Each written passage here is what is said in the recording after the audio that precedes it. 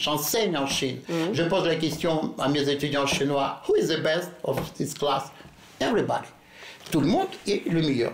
Je pose la même question en France, who is the best of this class? Personne. Et après, on commence à me donner la leçon en disant, monsieur Melnyk, on ne dit pas ça en France, hein. C'est pas gentil. Je dis, je suis pas gentil, moi.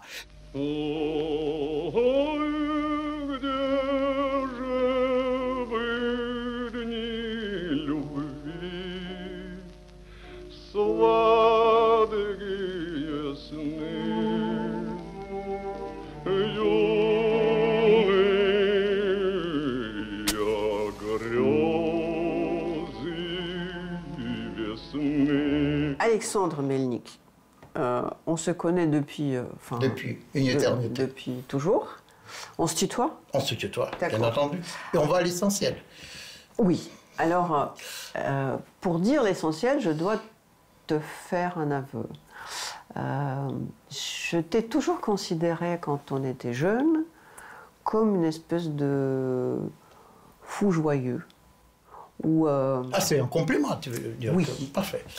Et je t'ai connu, tu étais encore à l'ambassade de l'Union soviétique. De la Russie. De la Russie, de la Russie, parce que l'Union soviétique n'existe plus depuis 1991. Oui. Voilà, et donc on s'était connus quand c'était déjà la Russie. Donc mon aveu est double, parce que d'un côté, je voyais quelqu'un qui était émerveillé par la France au moment où j'étais très déçu par la France, c'était les années 90. Et en même temps, je me méfiais de toi, parce que qui dit ambassade dit KGB. Tout à fait, tu as fait raison d'ailleurs. Et je me méfierais moi-même de moi-même. De toi-même. Voilà, bon, voilà. Donc, tout à fait logique. Et après, j'ai appris que tu as laissé tomber l'ambassade. J'ai laissé tomber toute une vie finalement, mais on peut en parler. Et ma méfiance était triple, parce que pour moi, quelqu'un qui décide de mettre fin à la carrière de diplomate est forcément un traître de son propre système. C'est-à-dire comme Vetrov, ou de son pays finalement. Oui, parce que on laisse pas tomber la carrière diplomatique. On la laisse quand on décide de passer du côté de l'ennemi.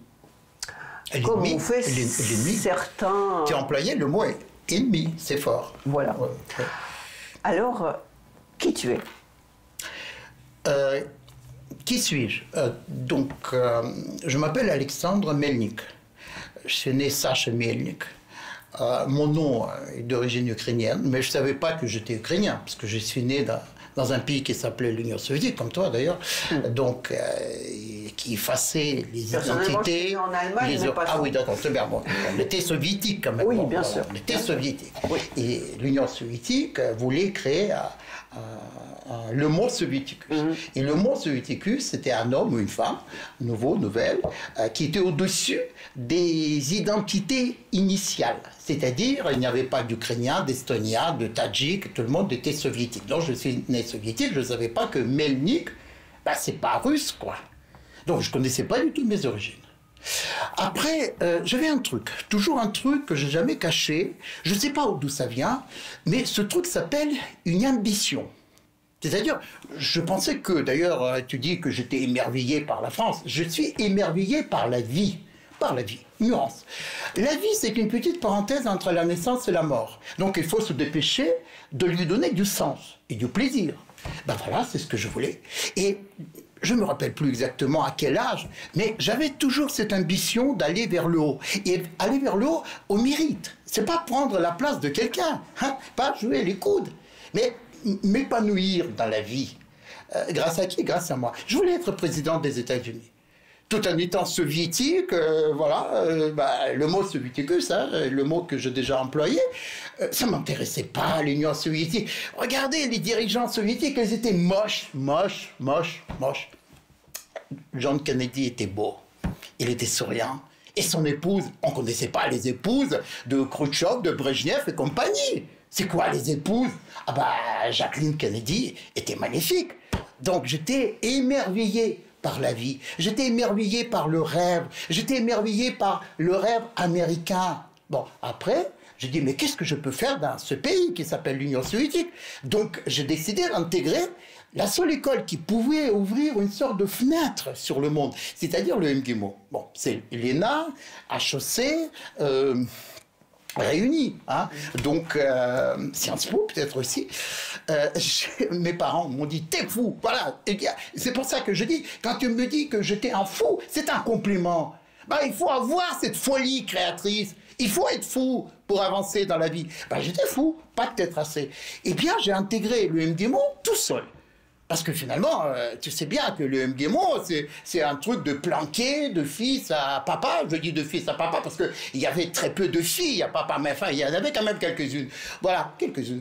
Donc, j'ai intégré, pas tout de suite, pas du premier coup. J'ai travaillé, parce que j'ai raté la première fois. La première et la dernière fois, j'ai raté mes examens. C'était quand je me suis heurté au mur, finalement, parce que je ne savais pas que toutes les places étaient déjà prises, distribuées. Et bien, j'ai raté le truc et j'ai travaillé pendant 1 an à l'intérieur du MGIMO.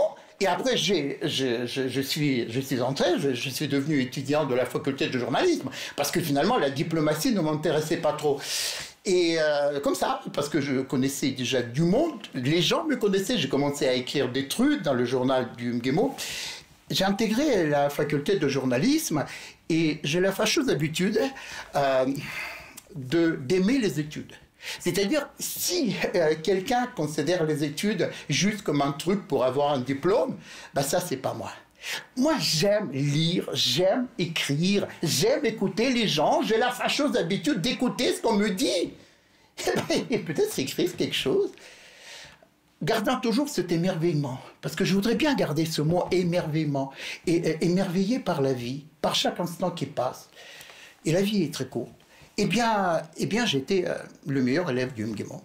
Et après, coup de pouce du destin. Croyez toujours au hasard. Et bien, le hasard était qu'il y avait une place à l'ambassade à Paris. Je ne voulais pas aller à Paris. Je voulais pas aller à Paris parce que la France, pour moi, j'ai appris le français aussi par hasard. Je voulais continuer à apprendre l'anglais. Je parlais plutôt bien l'anglais. Le français, je commençais à apprendre à 18 ans. Donc, et je le regrette d'ailleurs. Je le regrette parce que, voilà, bon, c'est pas mon truc finalement. Et on m'a dit Paris. Paris, mais c'est quoi Paris? Louis de Funès, Alain Delon? Enfin, c'est un pied outsider quand même. Hein, c'est pas. C'était quelle année? C'était en 80, 1980. En 80, tu pensais que c'était. Voilà, c'était pied outsider. On rigole bien, on boit. Je bois pas d'alcool, mais enfin, on paraît qu'on boit pas mal d'alcool. On rigole. Voilà, bon, on est charmant, mais c'est pas mon truc. Je voulais être président, je voulais aller aux États-Unis, je voulais toujours aller vers le haut. Eh bien, j'ai accepté l'ambassade de Paris, à Paris, enfin l'ambassade soviétique. Vous connaissez la suite. Vous connaissez la suite, je me suis retrouvé dans cette ambassade, comme on se retrouve sur la planète Mars. Je me suis adapté, tout en gardant toujours le désir, le fil conducteur d'aller vers le haut, d'être moi-même. Quel poste? J'ai plu à l'ambassadeur. Je ne sais pas pourquoi. Il m'a demandé, l'ambassadeur s'appelait Tchervonienko. Tchervonienko, c'est d'origine ukrainienne.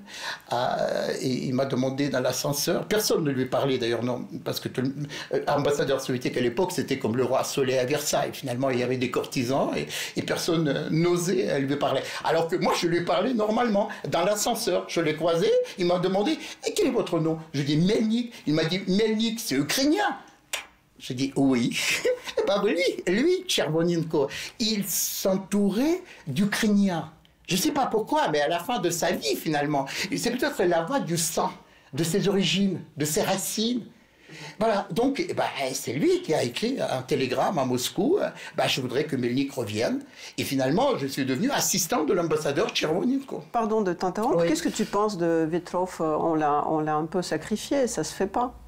Vetrov, c'est Far West, c'est celui oui. Non. Il faut toujours parler de l'essentiel. On s'est dit au début, Natalia, qu'on parle de l'essentiel. Vetrov, je n'ai même pas réagi à son nom. C'est-à-dire, bon, je connais évidemment cette histoire. C'est quoi l'histoire? C'est quoi l'essentiel de cette histoire-là? En 1981, François Mitterrand, arrive à l'Élysée. Donc, il est socialiste. Oui.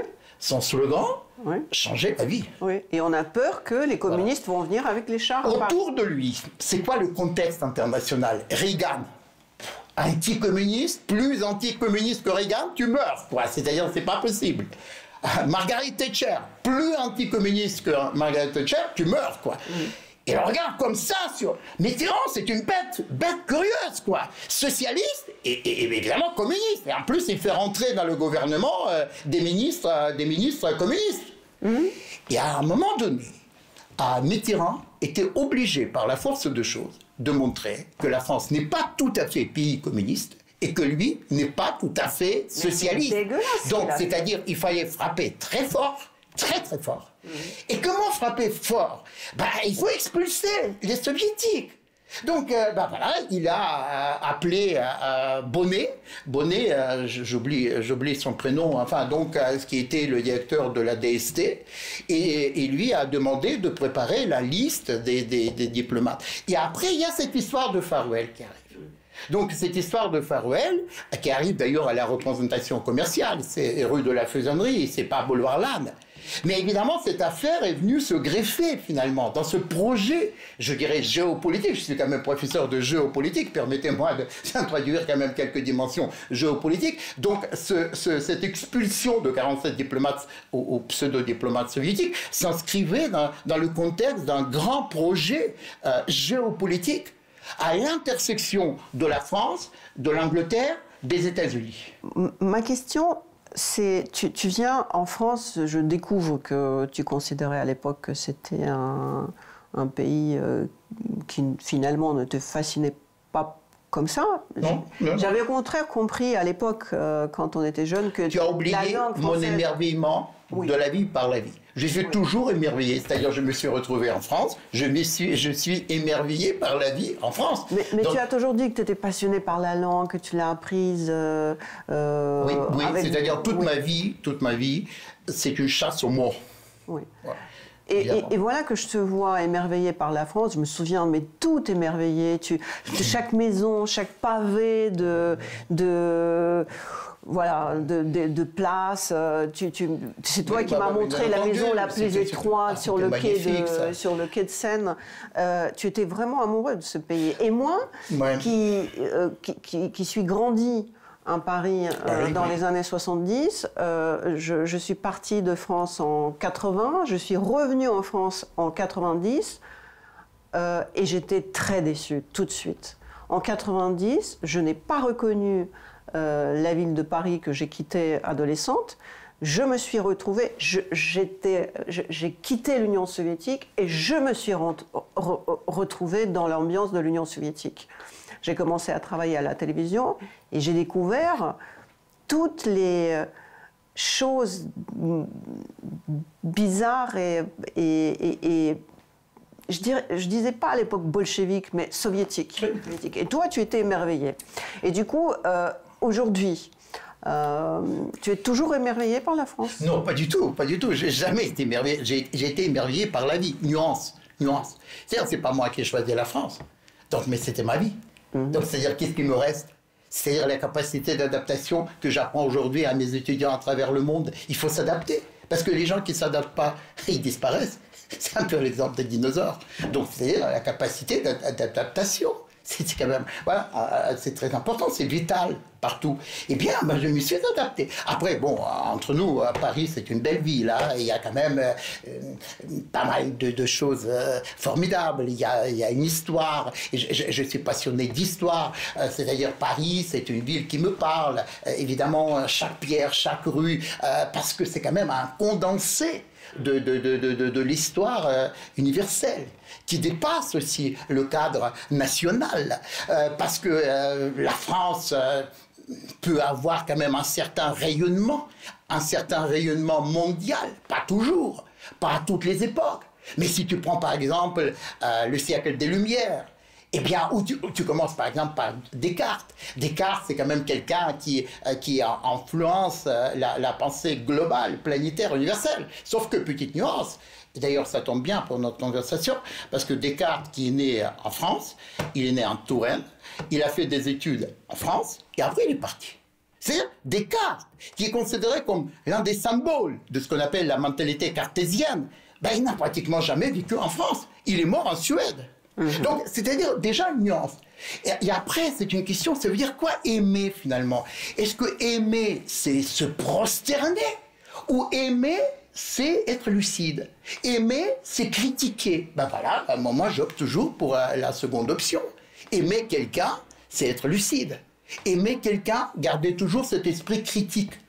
Savoir faire le tri, séparer le bon grain de l'ivraie, pour reprendre l'expression biblique, c'est-à-dire voir quelles sont les qualités, quels sont les défauts, voilà, et distinguer les deux. Et déjà, évidemment, quand on est dans une ambassade, on est dans une bulle, c'est-à-dire on ne comprend pas ce qui se passe finalement en dehors du bon cœur. Du bon cœur, ce titre... du livre Le Bon Cœur me rappelle des souvenirs, eh bien,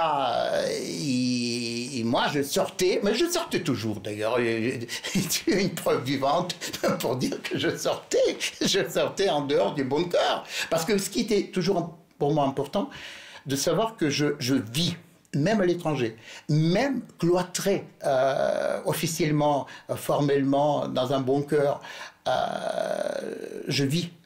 Non seulement je travaille, mais je vis. Et d'ailleurs, nuance entre travailler et vivre. Parce que quand j'ai suivi toutes les instructions qu'on donnait avant les voyages à l'étranger, les soviétiques, finalement, les soviétiques officiels, n'avaient pas le droit de vivre à l'étranger. Ils avaient le droit de travailler à l'étranger. Alors que moi, toujours, le fil conducteur de nos échanges, émerveillement par la vie, je ne pouvais pas sacrifier une partie de ma vie. Au nom de quoi? Au nom d'une carrière qui ne sert absolument à rien, ce qui est ridicule. Et pourtant, la vie, je vis toujours pleinement la vie. Donc tu quittes l'ambassade? Je quitte l'ambassade, enfin, peut-être il faut expliquer un tout petit peu les choses. C'est-à-dire, j'avais travaillé pendant 6 ans à l'ambassade, j'ai fait une carrière. Mon fils est né à Paris dans des conditions exceptionnelles parce que les épouses des diplomates soviétiques n'avaient pas le droit d'accoucher à Paris ou dans les pays capitalistes, mais pour des raisons absolument... Sauf travaillant à l'UNESCO. Voilà, sauf travaillant. Même, je ne travaillais pas à l'UNESCO, et c'était sur autorisation exceptionnelle d'un ambassadeur, Vorontsov, Yuri Vorontsov, que Maxime est né à Paris, parce que la question était soit il ne peut pas naître, parce que la grossesse de mon épouse à l'époque était extrêmement compliquée, soit on tente notre chance ici à Paris. C'est comme ça que Maxime... Et pour moi, c'était sans doute... le plus grand événement, en tout cas, de cette période de la vie, parce que j'ai appris qu'il n'y a pas que la carrière, il y a aussi voilà, cette vie, voir son propre fils qui vivant, le toucher, le sentir, c'était quelque chose. Il est né grâce à la médecine française à Paris. J'ai perdu l'essentiel pour un fonctionnaire, c'est-à-dire j'ai perdu tout intérêt pour ma carrière. C'est à partir de là. C'est à partir de 1984, j'ai perdu le goût, l'appétence. Au moment où tu deviens père, et normalement tu dois assurer Oui, non, mais j'ai compris que je pourrais me débrouiller hein, en dehors de cette petite carrière étriquée. Donc, mais j'ai perdu l'intérêt, ça ne m'intéressait plus. Tu m'as posé les questions, est-ce que j'étais 3e, 2e secrétaire, je ne me rappelle plus. Alors que tout le monde était focalisé là-dessus. Hein. C'est-à-dire l'alpha et l'oméga de diplomate, finalement, de rester le plus longtemps possible à l'étranger et monter en grade. Alors que bon, je voulais rester à Paris parce que mon fils est né ici et il y avait des Pampers, etc. Enfin bon, donc c'est-à-dire un certain confort pour mon fils, mais c'était absolument contre-productif pour ma carrière. Après, je suis rentré à numéro 16 et c'était la perestroïka, la glasnost, Gorbatchev qui arrive. Je travaille au centre de presse à Moscou, qui faisait partie du ministère des Affaires étrangères, centre de presse. Et je travaille avec... il y a plein de journalistes du monde entier, parmi lesquels il y a les têtes d'affiche du journalisme français, parce que tout le monde voulait aller à Moscou à l'époque. PPDA, Christine Ockrent, etc. Bernard Guetta, du Monde, Sylvie Kaufmann, du Monde, Gosset, Ulysse Gosset. Avec certains, je garde des relations. Avec Ulysse Gosset, par exemple, je garde toujours une relation très profonde. Mais ils ont du mal à me situer, parce qu'en France, comme tu disais, on catalogue les gens, et moi, c'est quand même assez difficile à cataloguer. Donc, je retrouvais ce goût de l'épanouissement à travers mes activités, parce que je commençais à écrire, et je voulais toujours aller vers ce que je fais aujourd'hui. C'est-à-dire le fil conducteur pour moi, c'est ça. Je voulais toujours... Et aujourd'hui, tu fais quoi? Je suis libre. Je suis libre intellectuellement, financièrement, ce qui est quand même aussi non négligeable. Je suis professeur de géopolitique titulaire d'une grande école, business school, qu'on appelle en France parfois école de commerce, mais enfin ça sent la naphtaline, on ne dit plus l'école de commerce, on dit business school, qui s'appelle ICN Business School, qui est parmi, je dirais, 15 meilleures écoles de commerce de France. Voilà. J'enseigne là-bas ce qu'on appelle la géopolitique. Et non seulement la géopolitique, mais j'enseigne le management interculturel, j'enseigne la civilisation française, j'enseigne... À qui tu enseignes la civilisation française? Ça, c'est une bonne question. C'est-à-dire, mes étudiants, ce sont des étudiants du monde global du XXIe siècle. Ce sont des étudiants qui viennent de tous les pays du monde. Parmi eux, il y a des Français, certes, mais ils ne sont pas d'ailleurs la majorité. Donc, c'est-à-dire, il y a des Chinois, des Russes, des Argentins, des Américains, des Africains. Je suis tombé amoureux de l'Afrique.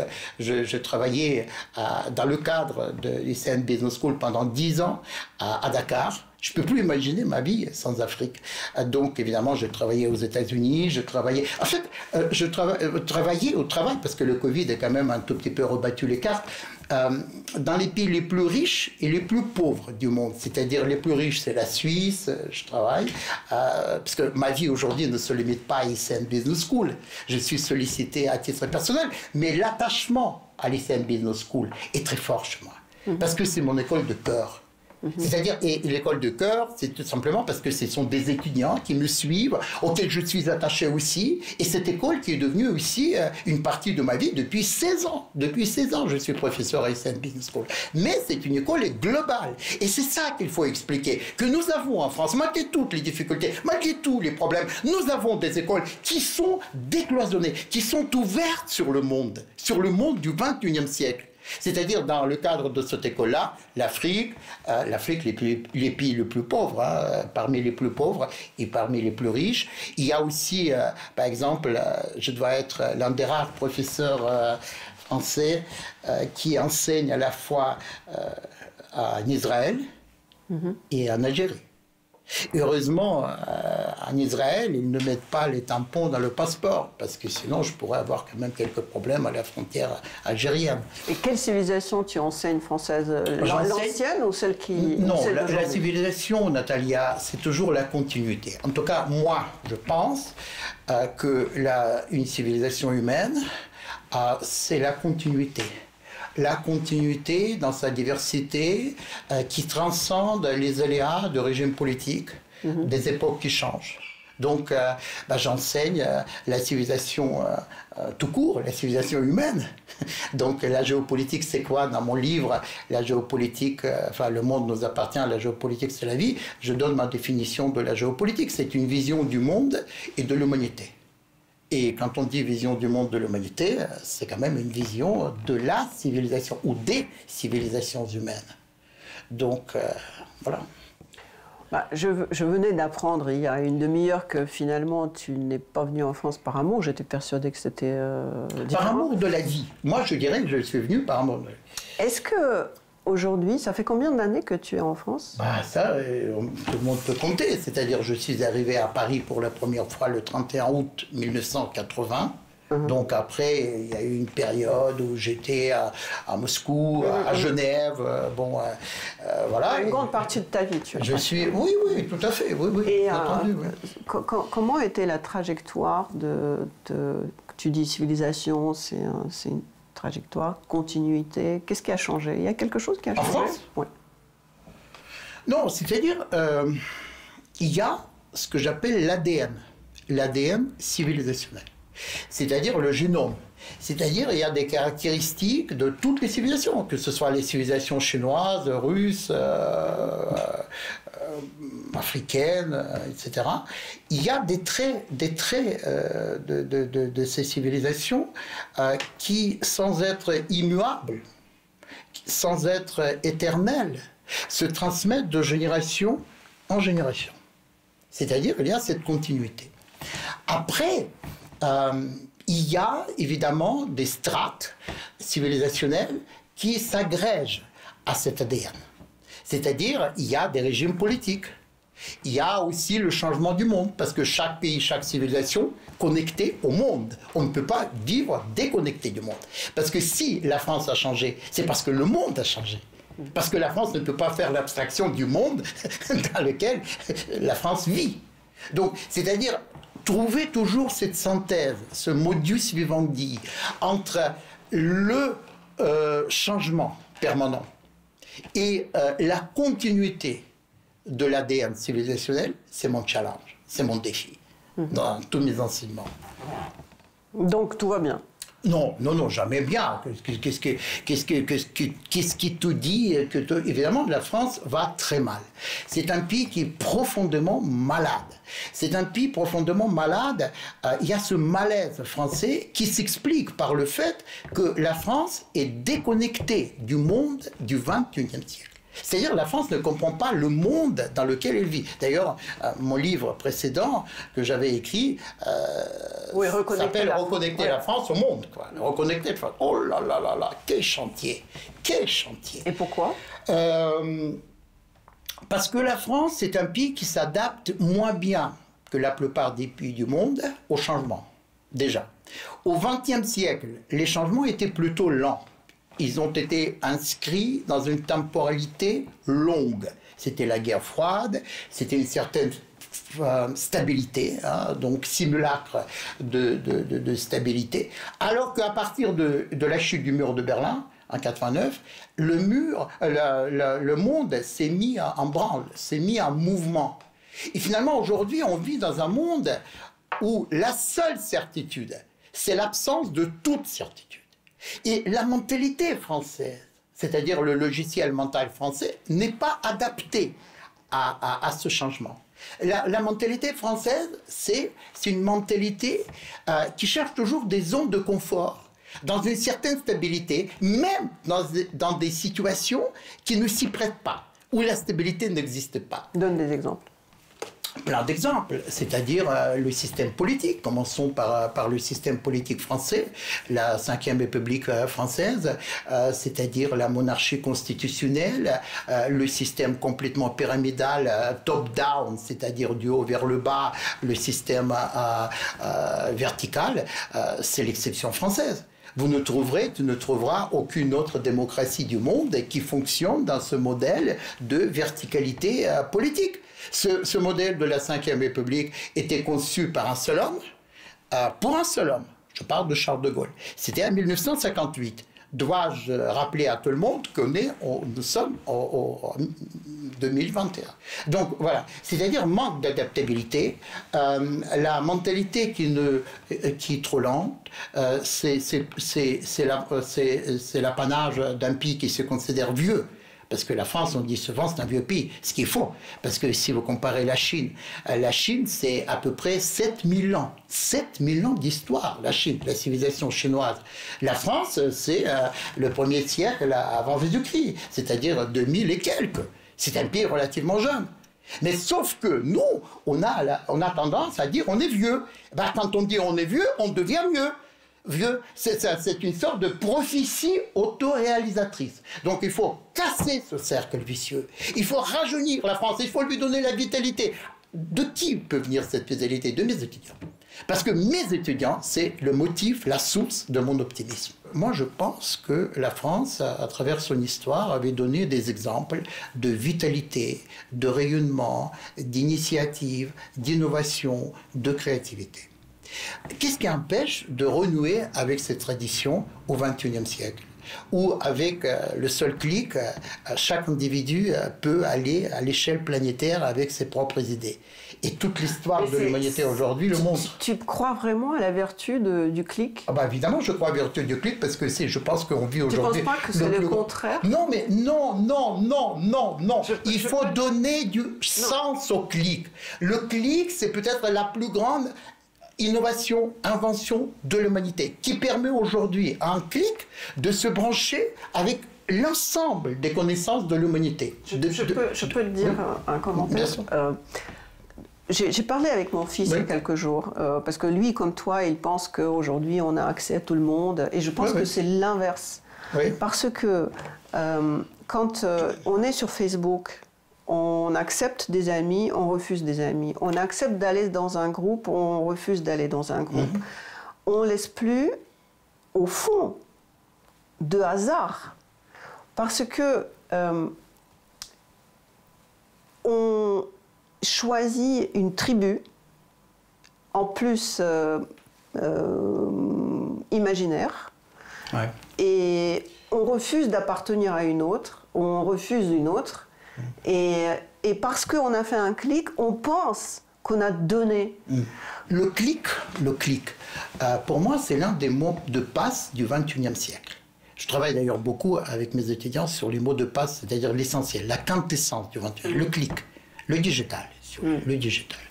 Le digital, ça veut dire quoi? Ça veut dire qu'aujourd'hui, tous les enfants, aujourd'hui d'ailleurs on m'a parlé d'une crèche qui est déjà sur le digital, c'est-à-dire un enfant, je ne sais pas, de 1 an, 2 ans aujourd'hui, donc travaille à distance. Mais c'est horrible, tu viens de dire le mot à distance. Attends. Prendre l'enfant dans tes bras. Laisse-moi terminer, je prends mes enfants dans mes bras à distance. Donc, oui, à distance. Parce que, voilà. Donc, avec le clic, un enfant, j'hésite à donner l'âge de 2 ans, est plus intelligent, potentiellement, Natalia, plus intelligent que tous les philosophes de l'histoire de l'humanité dès le début de l'existence de l'humanité. Parce qu'à un clic, il peut accéder à l'ensemble des informations et des connaissances de l'humanité. Un clic, hop, Wikipédia, hop, etc. Après, et c'est ça qui est le plus important, le clic, ce n'est qu'un outil. Comment expliquer ça? C'est rien, c'est juste une technologie, c'est tout. Qu'est-ce qui est le plus important dans la vie? Ce sont des idées, les idées, c'est-à-dire ça, les neurones, la matière grise. Il faut donner du sens. Quelles sont tes idées? Si tu n'as pas d'idées, à qui la faute? Si tu n'as pas d'idée, évidemment, tu t'engages dans ce clivage entre gauche, droite, mauvais, bon, etc. Tu clives toi-même, tu trouves les gens qui sont à peu près sur la même longueur d'onde et tu rejettes les autres. Tout simplement parce que tu es vide, tu es stérile, tu n'as pas d'idée. Mais si tu as des idées, je ne sais pas moi, des idées, changer le monde en mieux, créer une entreprise complètement nouvelle. Mark Zuckerberg qui crée Facebook, l'idée est très simple, il veut draguer une fille, il ne trouve pas ses traces, et bien qu'est-ce qu'il fait? Il fait un truc qui s'appelle Facebook, c'est-à-dire connecter tout le monde avec tout le monde. Voilà, c'est une idée quand même, non? C'est une idée, c'est-à-dire, moi je préconise les idées. Et mon motif d'enthousiasme et d'optimisme concernant les jeunes, c'est que je crois dans leur capacité d'innover, dans leur capacité de créer un monde qui sera absolument différent par rapport à celui que nous pouvons imaginer aujourd'hui. Absolument différent. Parce que c'est-à-dire le monde de demain ne sera pas du tout. Qui pouvait imaginer la pandémie? Qui pouvait imaginer la globalisation? Qui pouvait imaginer la chute du communisme? Qui pouvait imaginer ça? Personne. Et aujourd'hui, on vit dans un monde où les idées les plus folles deviennent une sorte de normalité et après banalité. Et donc, c'est-à-dire là, décoincer les esprits, décloisonner les esprits, leur donner le goût de cette folie créatrice. Folie, il faut être fou. Ben, c'est pas moi qui le dis, c'est Steve Jobs qui disait, ben, il faut être fou. Le problème, c'est qu'en France, ce message ne passe pas. Tu as commencé par dire ton rêve, tu voulais être président des États-Unis. Raté complètement. J'ai compris. On parle de l'Europe France, des vieux pays qui ne sont pas adaptés. Soi-disant vieux pays, parce que la Chine, l'Inde est beaucoup... J'ai compris, on est d'accord. Tu dis être passionné aujourd'hui par l'Afrique. Tu ne veux pas devenir le président de l'Union des États-Unis de l'Afrique? Tu ne veux pas créer les États-Unis de l'Afrique? Je suis ouvert... Le futur n'est pas là. Natalia, je suis ouvert à tout. Je suis demandeur de rien. Oui. Je demande absolument rien. Je suis ouvert à tout. Et je pense que les idées que j'exprime, notamment dans le livre, à travers mes enseignements, parce que en fait, le livre qui est devant toi et que je t'ai dédicacé, eh bien, c'est un résumé, c'est un condensé, un concentré de mes enseignements. Ma question, c'est... je connais rien en géopolitique, mais tout le monde parle de déclin. Cela dit, Limonov a parlé de l'hospice occidental il y a un bel lurette, de déclin de l'Europe. Où est le futur? Dans quelle partie du monde c'est mieux? Parce que tu dis quand même que malgré le fait que tu comptes sur la jeunesse ici, qu'elle va gagner, tu dis quand même que les jeunes Chinois ont plus de niaque que les jeunes Français. Bien sûr, tout à fait, j'ai compris. Je pense que je t'ai comprise. En fait, quelle est la différence entre le XXe siècle et le XXIe? Et il y en a deux, trois. Je vais m'arrêter sur les principales. Bon, d'abord, il n'y a pas de communisme. Il n'y a pas de bipolarité du monde du XXe siècle. Bon, le rêve de l'humanité pour une vie meilleure est éternel, mais ce rêve a été monopolisé par un système qui s'appelait communiste au XXe siècle.